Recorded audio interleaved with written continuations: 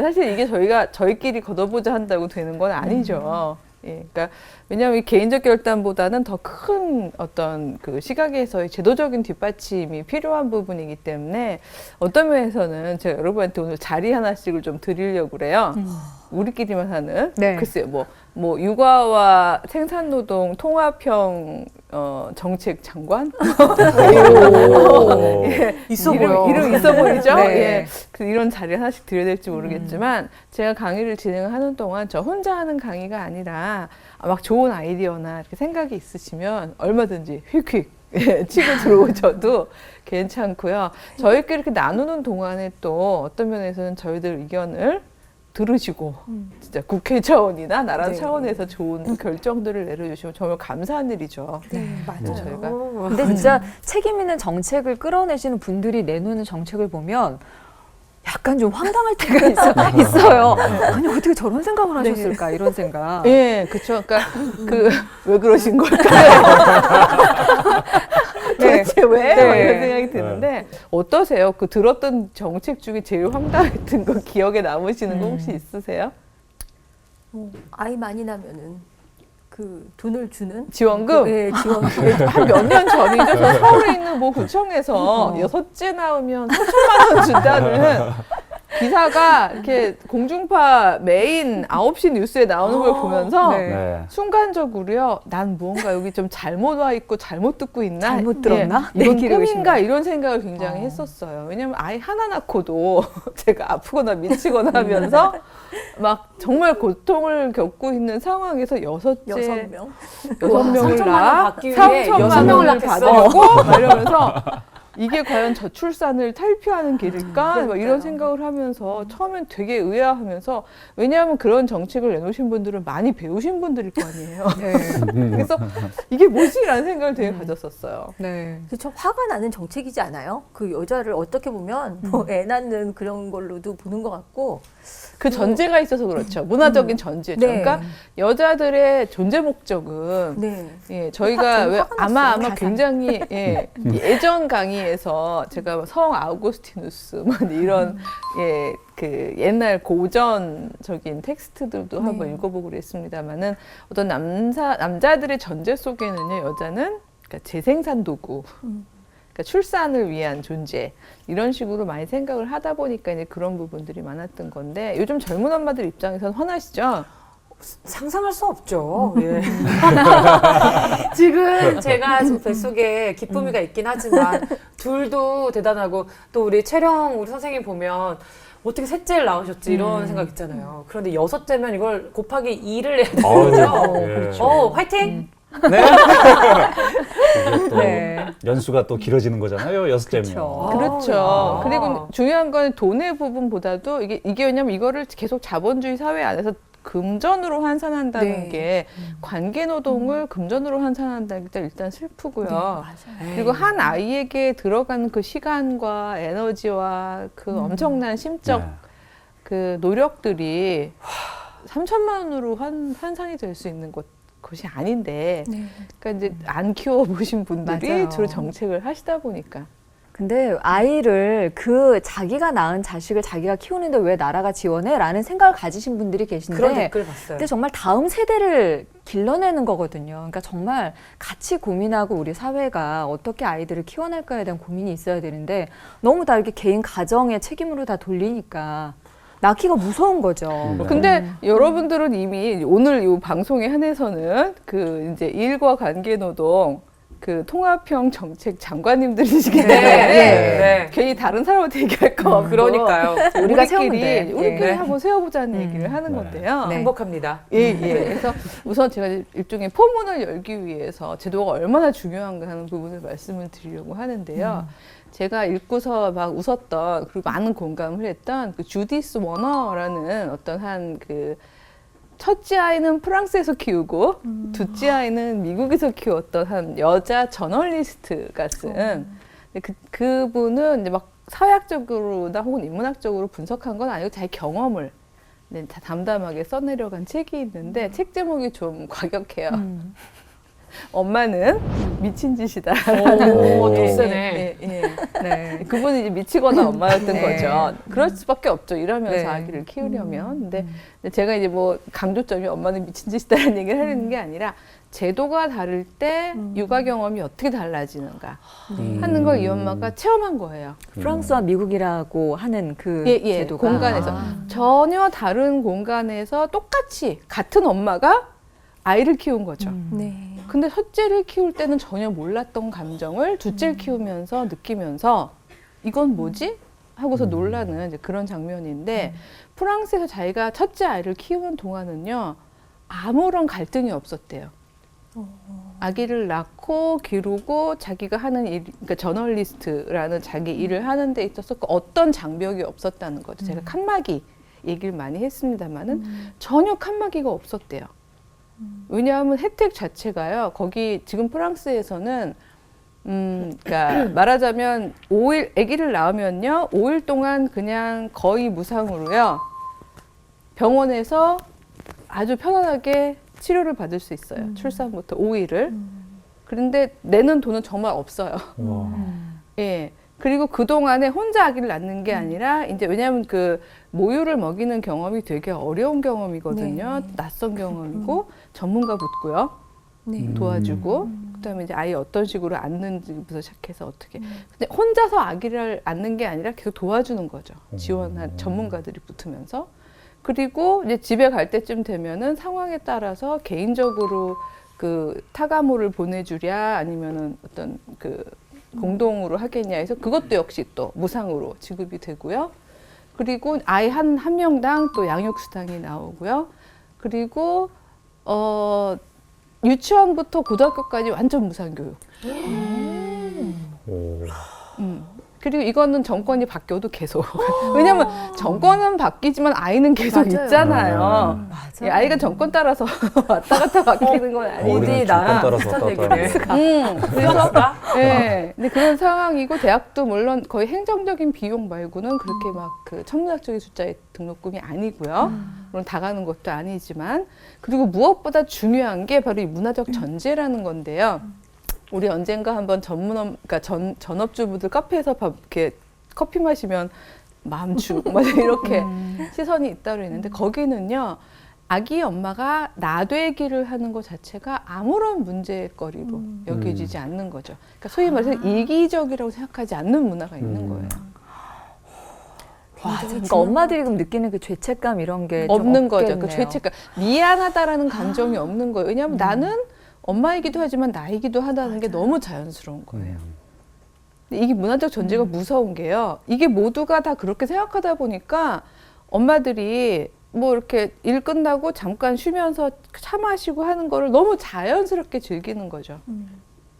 그러면서 미안해, 일 끝났으니까 우리 아이가 너무 힘들 테니까 빨리 가봐야지 막 이러는 게 아니라 나도 나의 시간을 충분히 즐기고 그리고 또 아이들하고 있게 되면은 그동안은 또 아이들하고 충실하고 사회적으로 제도가 이렇게 좀 해서 그렇죠. 보완이 되는 제도 거군요. 자체가 그렇게 보완을 해주면서 이제 문화적 전제 자체가 굉장히 그러니까 주디스 워너가 썼던 표현 중에서 굉장히 제가 아직도 기억에 남는 게 그러니까 일하면서 아기를 키우는 것 자체가 굉장히 통합되어 있고 그게 아무런 문제가 없었다라는 걸 나는 그때는 너무 자연스러웠기 때문에 못 느꼈다는 거예요. 미국에서 아기를 키우기 전까지는. 와. 근데 둘째를 낳고 둘째가 6개월 됐을 때 미국으로 갔대요. 근데 미국 갔더니 완전 다르더라는 거예요, 시스템이. 그 모든 거는 사적으로 해결을 해야 되더래요. 우리는 약간 미국적인 거죠. 그렇죠. 이제 우리가 그러니까 일을 하려면 일을 할 수가 있는데 칸막이가 견고하더라는 거죠. 그래서 일을 하려면 전업으로 누군가 내 아이를 길러줄 수 있는 대체 인력을 내 돈을 내서 네. 구해야 되는 상황이더라는 거죠. 그래서 요즘 프랑스 아이처럼이라는 책이 베스트셀러 될 정도로 굉장히 저희 그런 신세대 엄마들에게 인기가 많은 책인데 그냥 읽었을 땐 못 느꼈는데 보니까 프랑스 엄마들 자체가 제도적으로 준비되어 있으니까 그런 교육을 또 할 수 있는 거네요. 그러니까 프랑스 그러네요. 엄마들은 적당한 엄마인 거예요. 그러네요. 그렇죠. 그 엄마들은 그냥 나되는 거 자체에 대한 어떤 이기심이나 뭐 죄책감이나 이런 거로 받아들이는 게 아니라 너무 당연한 거잖아. 나도 주체적인 개인이고 나를 여지껏 쭉 나는 표현해 왔고 이게 내가 육아 출산 그러니까 출산 육아로 갑자기 극적으로 바뀔 이유가 전혀 없다는 거를 그 문화적으로 가지고 있을 만큼 제도가 뒷받침해 주는 거죠. 근데 선진국의 이런 제도를 배우고 따라하면 안 돼요? 이 장관님들이 이제 보시고 네. 결정하시는 네. 대답 결정하시는 최종 분이 장관? 있으시죠. 그러니까 정말 우리는 지금까지만 살아왔던 게 아이를 낳으면서부터 인생 2막이 새로 시작되는 것 같이 약간 갑자기 이렇게 새로운 인생이 펼쳐지니까 너무 당황스럽거든요. 어떻게 해야 될지 모르고. 근데 우리가 볼 땐 사실 미국도 선진국이라고 얘기를 그러게요. 하잖아요. 그렇죠. 그렇다면 프랑스와 미국의 차이는 뭘까요? 왜 제도는 이렇게 서로 다른 걸까요? 궁금하시죠? 궁금해. 봉주루? 포커스를 궁금해요. 근데 물론 제가 이렇게 조직적으로 다 풀어줄 시간이 안 되기 때문에 가장 큰 차이를 저는 볼 때 사실 두 군데 다 그 소위 모던 현대 사회를 이끌어갔던 어떤 선두주자들이긴 하잖아요. 근데 프랑스 같은 경우에는요, 이제 그게 말하자면은 인문학적인 토대 위에서 진행이 됐어요. 네. 그러니까 사실은요, 처음에도 프랑스에서는요, 우리의 2G맘에 해당하는 전업주부를 만드는 담론들이 초기에 많이 형성이 됐었어요. 우리 그 루소 읽었던 기억 나잖아요. 네, 네. 예, 에밀 읽으면서 여자를 남자로 키우지 말아라. 이러면서 전업주부를 이제 많이 이제 생각하고 또 전업주부를 길러내려는 노력을 많이 했죠. 근데 그렇게 해서 쭉 가다 보니까 말 그대로 엄청난 칸막이에 부딪히고 자기 모순에 부딪힌 거예요. 왜냐하면 자기를 개발했던 많은 여자들이 나되기를 접어야 되는 상황이 된 거죠. 그러면서 많은 여자들의 자연스러운 결정이요. 아기를 낳지 않기로 결정했어요. 그럴 수밖에 없잖아요. 그쵸. 왜냐하면 아까 말씀하셨듯이 제 인생 2막이라는 표현을 쓰셨는데 내가 그동안 해왔던 걸 접어야 된다면 소위 이제 인문학적 사고를 쭉 했던 여자들의 경우라면 내가 왜? 이런 생각을 하면서 아기를 안 낳기로 결정한 거예요.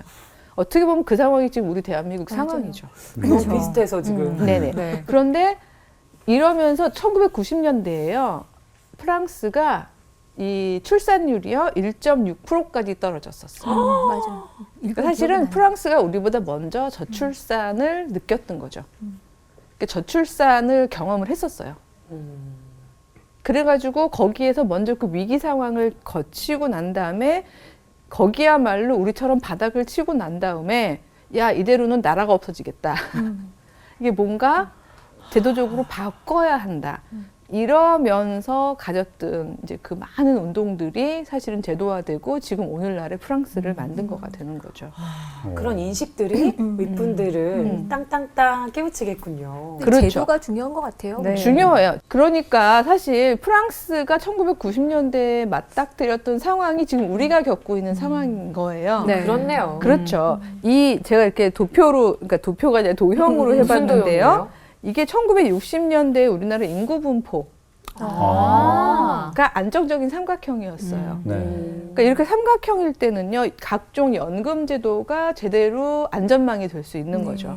왜냐하면 노동인구가 많으니까 그렇죠. 노동인구들이 이제 연금을 부으면 그걸로 이제 소위 노년층에 연금을 주고요. 그렇죠? 그럼 또 그 친구들이 또 노년이 됐을 때는 또 노동인구가 또 이렇게 연금을 붓고 하면서 안정적으로 이렇게 올라갈 수가 있는 거잖아요. 그런데 지금 현재 우리나라는 다이아몬드 구조예요, 현재는. 그러니까 지금 중간층이 많다는 얘기죠. 네. 근데 이게 1960년대 현재 이거는 예상 가능한 지금의 우리 1.2라는 그 퍼센테이지를 놓고 봤을 때 2060년. 그러니까 여기서부터 여기까지는 100년 사이인 거죠. 와. 100년 사이가 되면 대략 역삼각형 구조가 된다는 얘기죠.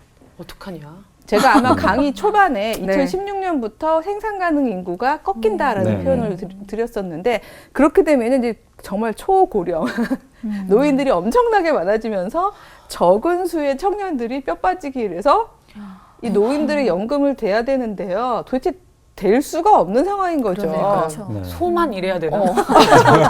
우리 지난 시간에 어, 사치 얘기했는데 네. 우리가 다 속아돼요. 우리 아이들이 일을 해도 우리를 먹여 살릴 수 없을 뿐더러 이 친구들은 자기들이 노년이 됐을 때 본인들을 부양할 수 있는 인구가 없어지는 거죠. 그러니까 뼈 빠지게 부양도 물론 힘들지만 부양하고는 그 다음엔 부양을 못 받는. 그러니까 그야말로 더 이상은 연금이라던가 어떤 사회적으로 뭔가 받을 수 있는 돈이 없어지는 사회가 조만간 이 상태로라면 맞아요. 도래할 수밖에 없거든요. 프랑스는 이걸 봤기 때문에 이대로는 사회가 존속이 안 된다고 생각했으니까 사실은 제도적인 네. 어떤 합의를 이제 바꾸기 시작한 거잖아요. 네. 그러면 저희는 역삼각형 되면 제도 바뀌어요? 아, 그러기 되게 잘 바꿔야죠. 여기서 어떻게. 사실 그렇죠. 여기서 바꿔야죠. 다 그쵸? 아시죠? 예. 다 아시잖아요. 아, 네. 그렇죠. 네. 사실은 그렇기 때문에 지금 사실 시작하는 그런 우리 어떤 지자체 단위에서는 시작하고 있는 데들이 있어요. 네. 예, 그래서 뭐 최근에 이제 성남시 같은 경우에도 요즘에 좀 선도적으로 해 나가고 있는 뭐 어떤 예, 산후조리원, 예, 산후조리원 무료 산후조리원 같은 경우도 신청하면 무료 산후조리원 예, 제도가 저 지금 고신데 이사갈래요? 고시예요. 고신데 어. 엄청 비싸거든요. 그렇죠. 예, 예. 맞아요. 그다음에 뭐 청년 수당 같은 것도 이제 네. 선택적으로 이제 지급을 하고 이런 식으로 해가면서 예, 소위 이제 이렇게 많은 경우에 안심하고 이제 아이를 낳을 수 있다던가 아니면은 네. 그 청년의 어떤 불안감 이런 부분들을 이제 감소시켜주면서 조금 더 미래를 좀 희망을 가지고 미래를 계획할 수 있게 이렇게 한다던가. 실질적인 네. 제도가 있어야 되는 거지. 뭐 6째 나면 3천만 원 준다. 이건 너무 웃긴 거 아니에요? 그러니까 일회성 단발성 제도로는 사실 네, 예, 맞아요. 우리가 생명체를 길러낼 수 없기 때문에 어떤 면에서는 이런 제도들이 계속 그도 금방 바뀌면 안 되죠. 네. 그러니까 바뀌지 않는 상태에서 이게 정착을 해줘야 그래서 기본적으로 전제 자체가요. 아이는 공동체가 기르는 거다. 이게 개별 엄마 아빠만의 문제가 아니다. 뭐 엄마랑 친정 엄마의 문제만도 아니고 엄마 아빠만의 문제도 아니고 핵가족만의 문제도 아니고 사실 아이는 우리가 함께 길러내는 거다. 하는 전제를 어떤 제도적 차원에서 갖지 않으면 우린 조만간 역삼각형이 되는 거죠. 아까 말씀하신 대로 프랑스도 그 많은 시간을 겪은 다음에 이게 서서히 이렇게 발전을 해온 거잖아요. 또 우린 그걸 봤으니까 좀 더 똑똑하신 분들이 획기적으로 해줬으면 좋지 않을까. 그렇죠. 근데 이제 프랑스 같은 경우는 그런 식으로 인문학적 토대 위에서 이게 합리적으로 문제가 있구나라고 생각하면서 이제 바꿔가지만 이제 제가 사실 미국하고 비교하는 걸 너무 많이 하게 되면 이제 시간이 너무 길어져서 짧게만 말씀을 드리자면 미국 같은 경우 전 2가지 요인이 있다고 생각하는 게 미국은 처음 시작한 그 처음의 그룹이요. 상당히 청교도적인 비전을 가지고 있는 그 기독교적인 공동체였어요. 그러니까 기독교 플러스 현대. 라는 어떤 문화적 전체를 가지고 있었기 때문에 우리 지난번에 그 투지맘하고 중첩됐던 청교도 맘에 대해서 공부를 했었잖아요. 그러면서 소위 천상 소명으로서의 그 엄마들의 그런 그 마음이 신앙적 고백이 그 전업주부랑 잘 밀착이 된 거예요. 근데 그게 하나의 문화적 전제가 돼가지고 고착화되다 보니까 여전히 이제 그런 부분이 문화적으로 작동하는 게 저는 강하다고 봐요. 왜냐면 신앙이 되고 나면은 빨리 극복하기가 쉽지 않잖아요. 네, 네. 맞아요. 예, 근데 그런 부분들이 있고요. 또 프랑스하고는 다르게 거기는 유입된 사람들의 숫자가 굉장히 많잖아요.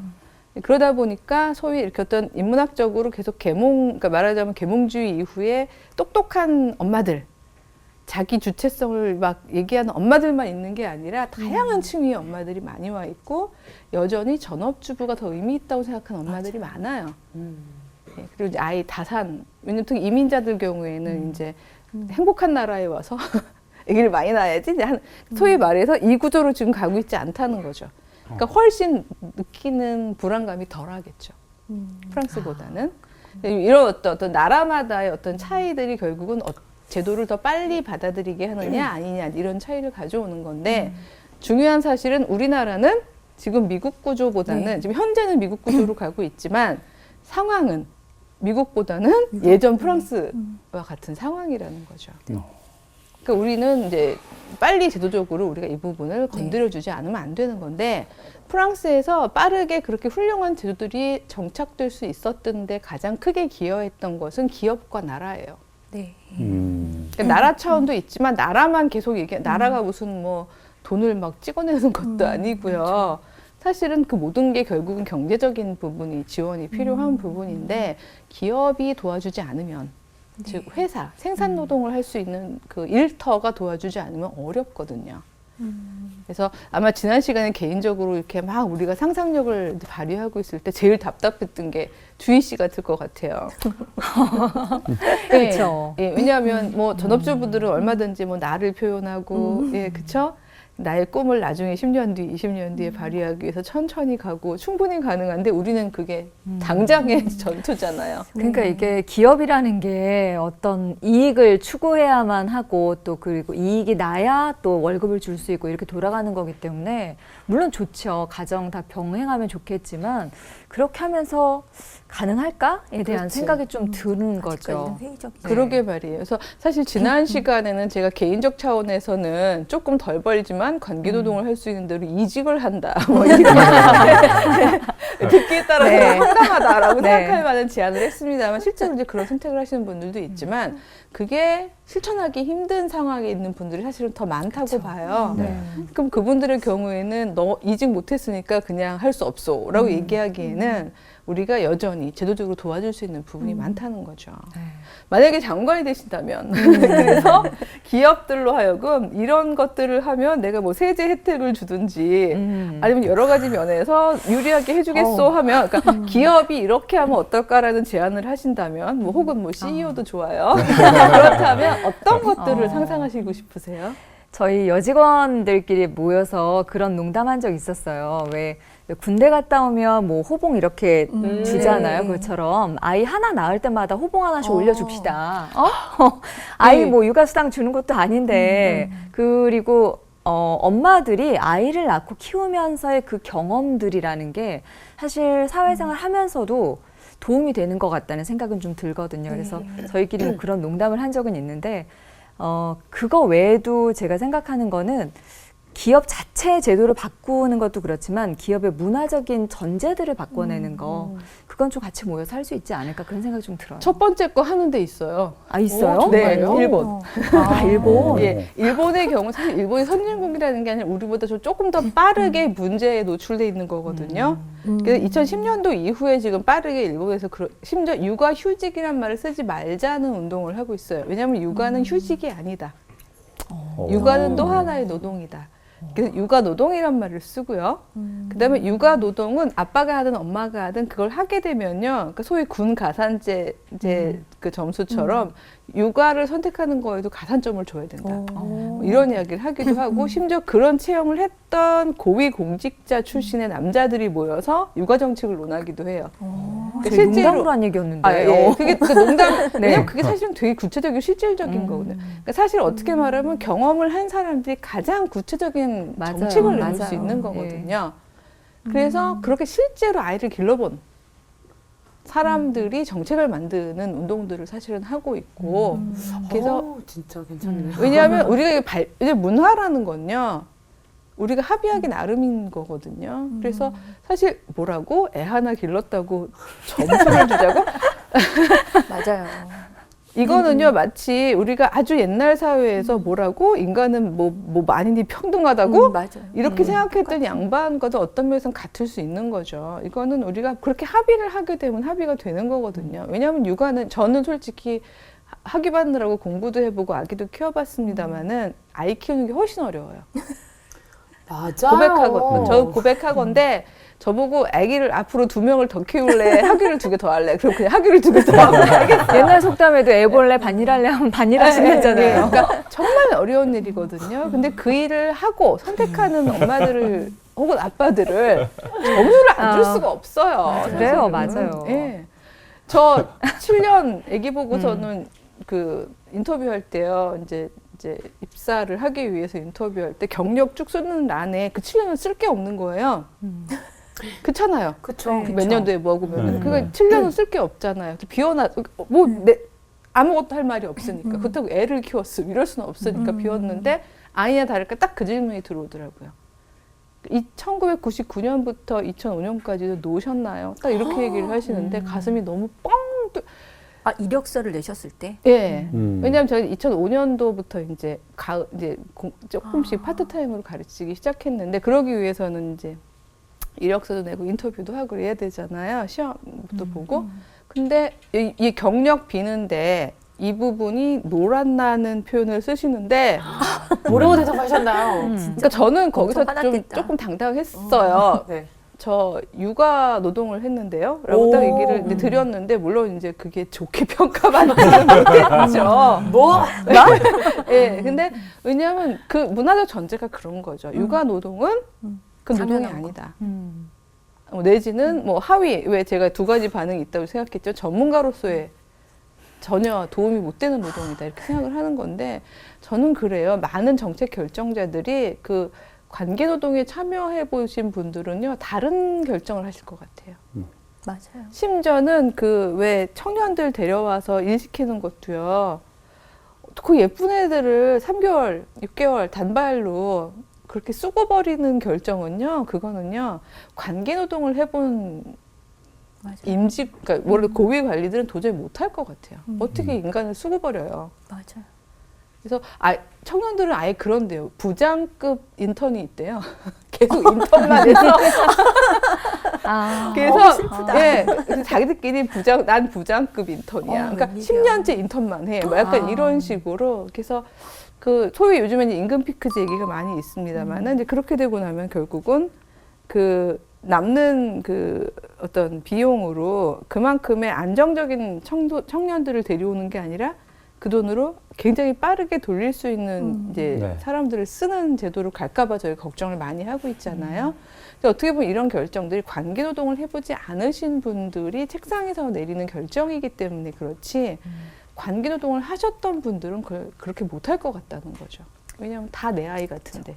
그것도 나라에서 좀 해줘야 되는 부분인데요. 그런 건 강력하게 규제하고 그래야 되는 거 아니에요? 어머, 여기 다 장관님들 나가시네. 하셔야 될것 저 같습니다. 진짜 이사님을 국회로 이 강의 들으면서 제가 조금씩 진짜 생각이 많이 바뀌었는데, 목욕탕을 갔는데 할머니들이 지가 집에서 하는 게 뭐 있어. 그냥 애나 키우면 되고, 뻑 하면 그냥 커피나 마시러 돌아다니고 이런다는 거예요. 그래서 일어나서 할머니 하고 얘기하려다가 목욕탕에서 진짜 그 얘기 듣는데 더 당당하게. 그러니까 나도 그런 시간 다 있었으니까 지금 이렇게 등산도 다니고 놀러 다닌다고. 아유 투지맘이셔.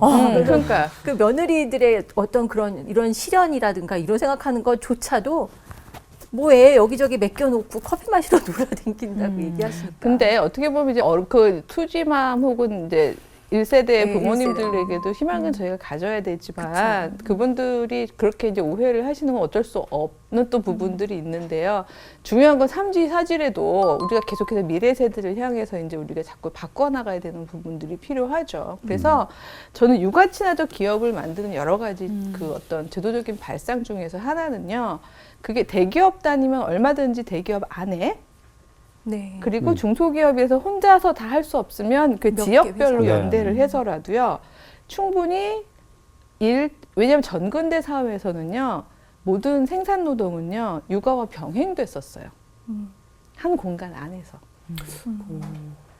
그 제가 아는 제독 화가 중에 한 분이요, 이제 굉장히 일찍 독일에 가셨나 봐요. 그래서 고향을 그리면서 계속 고향하면 떠오르는 두 가지 이미지로 계속 그림을 그리셨어요. 근데 그 두 가지 아이템이 뭔가 하면요, 하나는 그루터기고요, 나무 그루터기. 또 하나는 하얀 무명천이에요. 그래서 맨날 그 두 가지 아이템이 나와요. 근데 제가 그 그림을 보면서 저는 사회학을 했기 때문에 얼른 떠올랐던 게, 야, 이분은 농촌에서 자랐겠구나.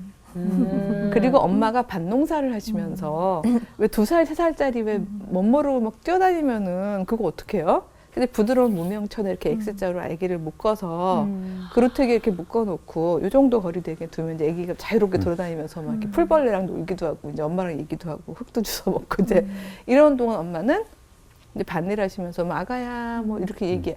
그 장면이 아스라히 고향이라는 이미지로 가지고 있겠구나라는 생각을 했었어요.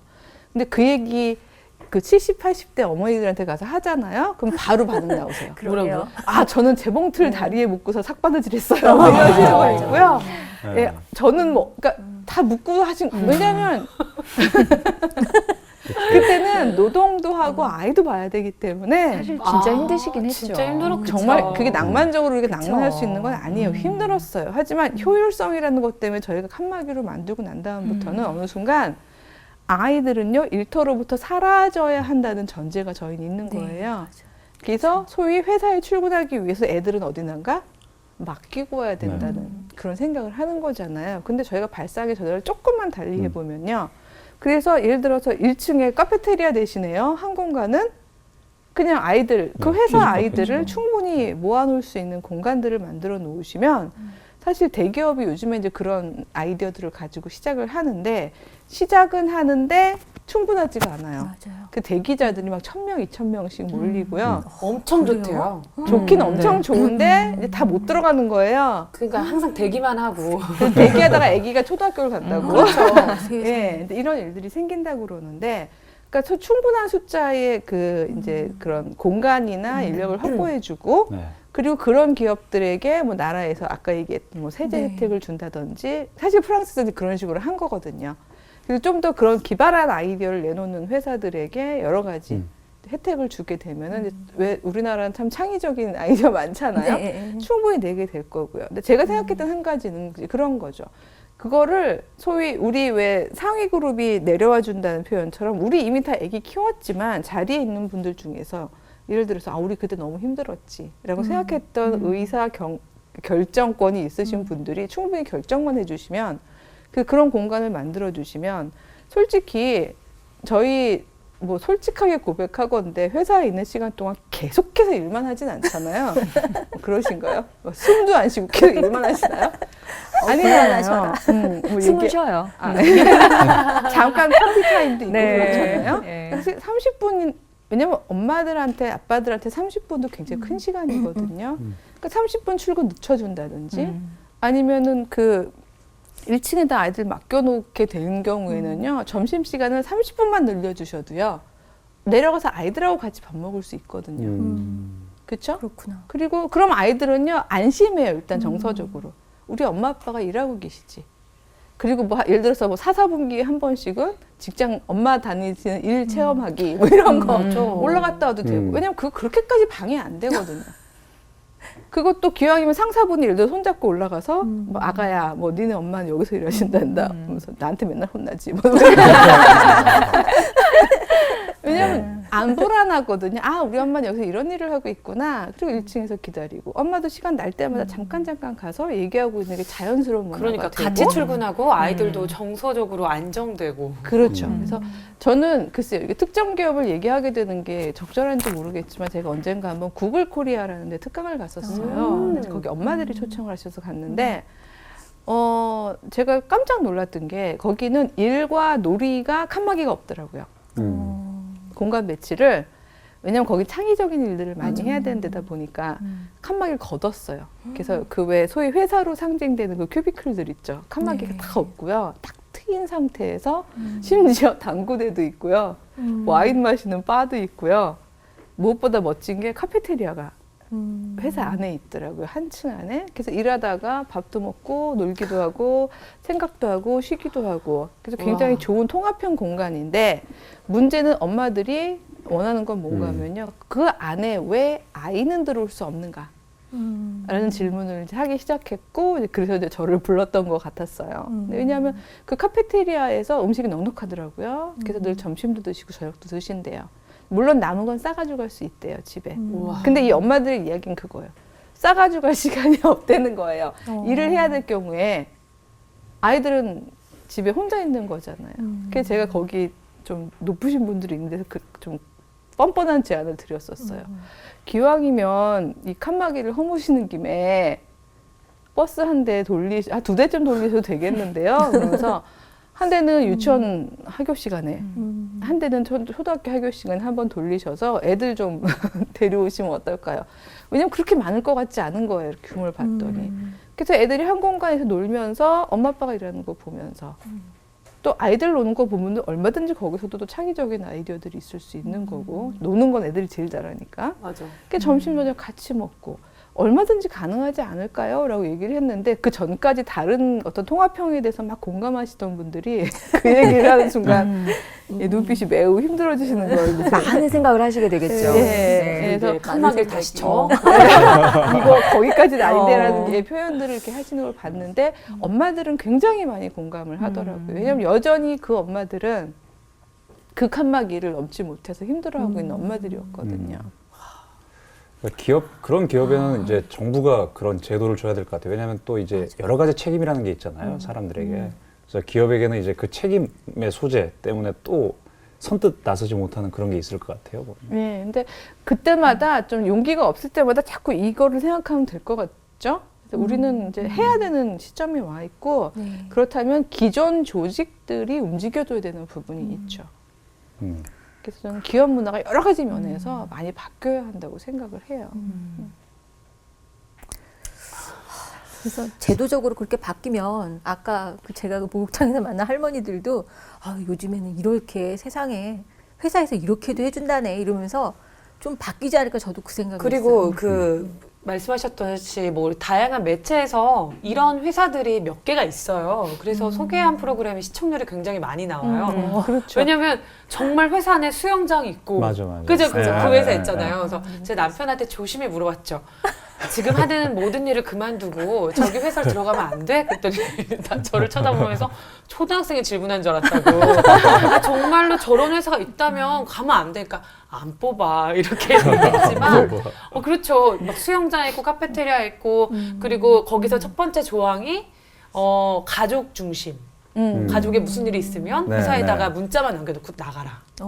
그러니까 너무 그 하여튼 연말에 무슨 항상 그 보면은 그 종무식이라고 하나요? 그래서 네. 약간 이렇게 파티처럼들 많이 하시잖아요. 항상 보면은 아이들은 배제되고 이제 사실은 이제 와이프가 고생했다는 뜻에서 아내 동반, 부부 동반까지는 요즘 애들 하시잖아요. 근데 기왕이면 가족을 초청해 주시거나 이렇게 하나씩. 그렇더라고요. 그것도 어떤 면에서 회사 기업 면에서도 바로 4G형 기업이 바로 되기 힘들면 3.1, 3.2 이렇게 가면 되는 거죠. 저희 같은 경우는 그 아나운서들이 거의 주말에도 나와야 되고, 그렇죠. 그러니까 주말에 어디 아이 맡길 데 없고 그러면 가끔씩 아기를 데리고 올 때가 있어요. 그럼 아기를 데리고 오면 다른 근무하면서 같이 봐줄 수 있는 그 동료들끼리 아이 봐주고 엄마 일하는 동안에 밖에서 엄마 방송 지금 하고 있어 잠깐만 기다려서 놀아주기도 하고 주말에는 약간 좀 열려 있는 근데 이게 뭐 개인적인 거죠. 개인적으로 서로 동료들끼리 이해하니까. 근데 그렇지만, 저는 그거조차도 예. 당연히 돼야 된다고 생각을 하는 거죠. 왜냐하면 그게 당연히 되지 않을 때 그게 마치 비전문가로 느껴지거나 그런 낙인이 시선이 찍- 예, 있어요. 낙인이 네, 그게 찍혀지게 좀, 됐을 때는 계속해서 우리는 이쪽으로 갈 수밖에 없는 거예요. 근데 아이들이 그렇게 와서 엄마가 일하는 거, 아빠가 일하는 거를 보잖아요. 그러면 집에 와서 얘기하는 것들이 달라져요. 달라지죠. 그리고 그럼요. 아이가 이해하는 게 좀 폭이 넓어지는 것 같기도 하고. 저도 큰딸 네. 방송국 한번 녹화에 데리고 네. 갔다 와서 완전 달라지더라고요. 그렇죠. 네. 엄마 아빠의 일터에서 함께 있었던 아이들은 정서적으로도 그렇고 엄마 아빠를 이해하는 데 있어서 그 깊이가 달라지고 관계도 달라지죠. 그래서 저는 이런 부분들이 여러 제도들을 통해서 이루어져야 된다고 보고요. 네. 저희가 하다 보니까 이게 정책들이 많이 나오니까 시간이 많이 가서 사실 저는 또 하나 강조하고 싶었던 게 도시에서 마을 살기라는 건데요. 이 부분은 정말 무궁무진한 상상력이 있고 또 사건, 그러니까 어떤 사례가 제시되는 이야기들이 네. 되게 많아요. 그래서 이 이야기를 그럼 연결을 해서 우리 다음 강에서 한번 어떻게 하면 도시에서 우리가 마을을 살고 그게 핵가족만이 아니라 예, 우리가 어떤 면에서는 어떤 확대된 가족의 의미에서 우리만 잘 사는 게 아니라 제가 언젠가 교회는 가장 어떤 면에서 하나님 안에서의 그 가장 큰 범위의 가족입니다라는 표현을 했었습니다마는 어떻게 우리가 가족으로서 마을 공동체를 꾸려나갈 수 있을까? 그리고 그 안에서 정말 이렇게 손가락 사이로 빠져나가는 것 같은 많은 그 노인들, 어린이들, 젊은이들 이런 사람들을 품을 수 있을까? 그런 이야기를 해보면 어떨까 싶네요. 예.